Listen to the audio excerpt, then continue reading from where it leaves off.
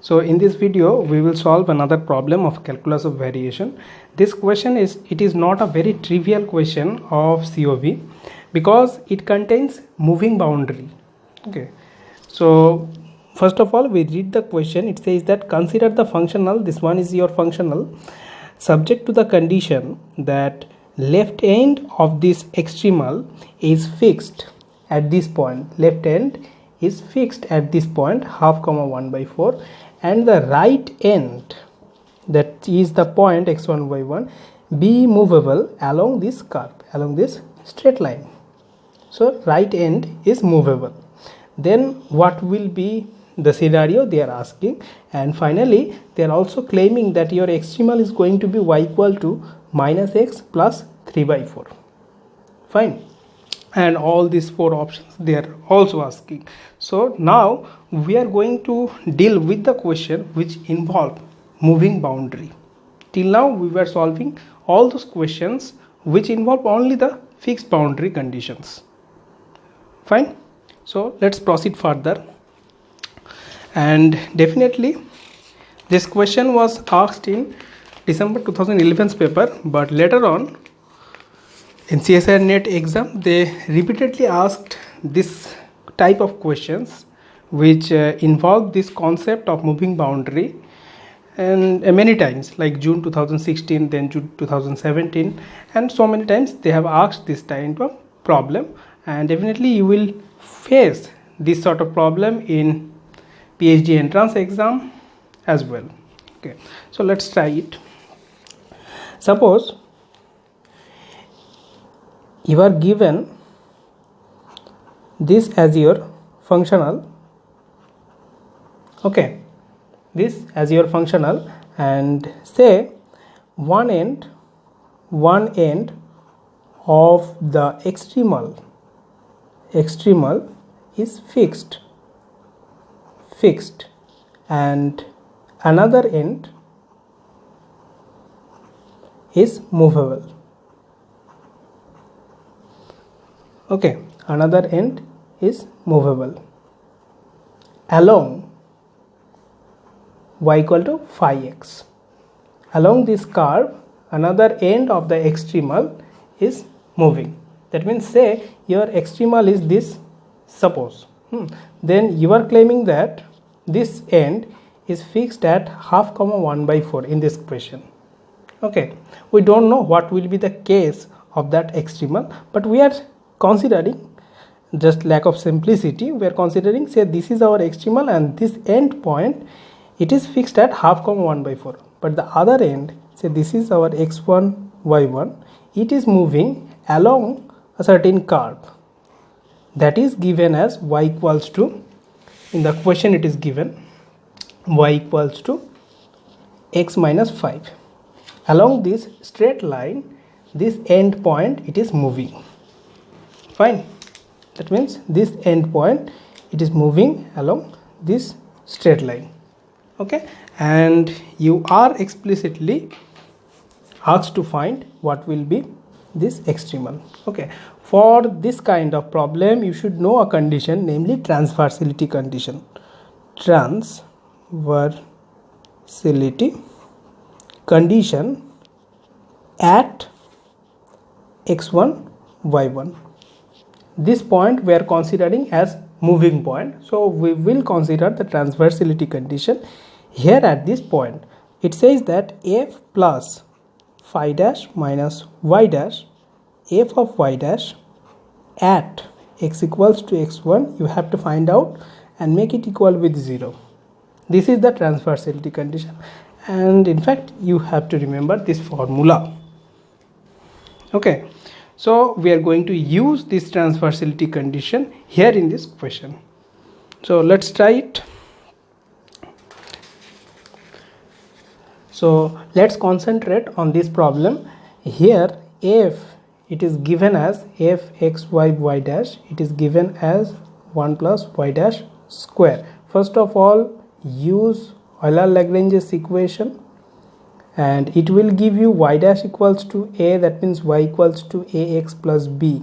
This is going to be your admissible curve, that means it is a family of curves, and from which one curve will be your extremizing curve. Fine. Now half comma 1/4, one end of the extremal, it is fixed at this point, so we will use that one here, and it will be a into half plus b equals to 1/4, and that is nothing but 2a plus 4b equals to 1. Fine. Okay, this is one expression we are getting, and at x1 y1, this is another end of our extremal, and at that end what will be the scenario? You just imagine it.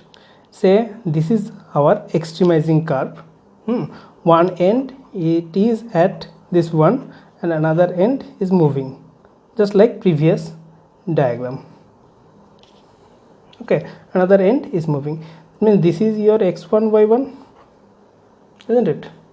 This one, and this is your y equal to ax plus b straight line. Obviously it is a family of straight line, and one end of that family is fixed at this point. Okay, so we have what? Y equal to ax plus b. This is a straight line, and obviously this point, it lies on this straight line, so you have this relation first of all. Okay, and at this x1 y1 we need to use the transversality condition as well. But here what will be your phi x? This phi x is nothing but x minus 5, isn't it? Clear? Okay, so we are all set to use our transversality condition.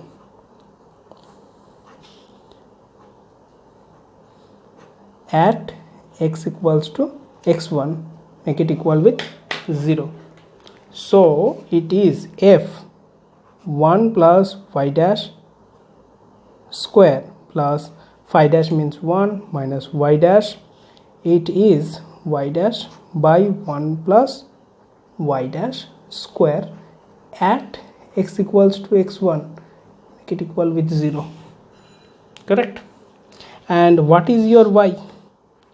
Till now we have y equals to ax plus b, so it will be 1 plus a square plus 1 minus a into a by 1 plus a square equals to 0, usually at x equal to x1. But here no scope of applying x equal to x1, so that will be your expression regarding this transversality condition. Okay, fine. From here definitely you will get a equals to minus 1. After simplification you will get just do the LCM and simplify it, you will get this one. And from this one you will get b equals to, I think, 3/4. Correct? Okay, so finally what you are getting as your extremizing curve, it is y equals to minus x plus 3/4. It is your extremizing curve. All right, now go to the options one by one, and you will find each and every option what will be the situation for the options. Look at the first option. Obviously in the options you are observing that c1 and c2 are two arbitrary constants they are giving. So here in place of a, just take c1, in place of b it is 2. It is just a denoting style, nothing else. So we will replace a by c1 and b by c2, and we will get the options one by one. First option, it is 2c1 plus 4c2 equals to 1. Yes, we got that one. So first option, it is correct. Okay, second option, observe this one, just replace c1 by our a, and we got the exactly same option. So second option is also correct. Now observe the fourth option, we are getting exactly the same extremal. So fourth option is also correct. And now what about third option? It is also a straightforward scenario, because just observe this one. At x1 y1, what will be the expression?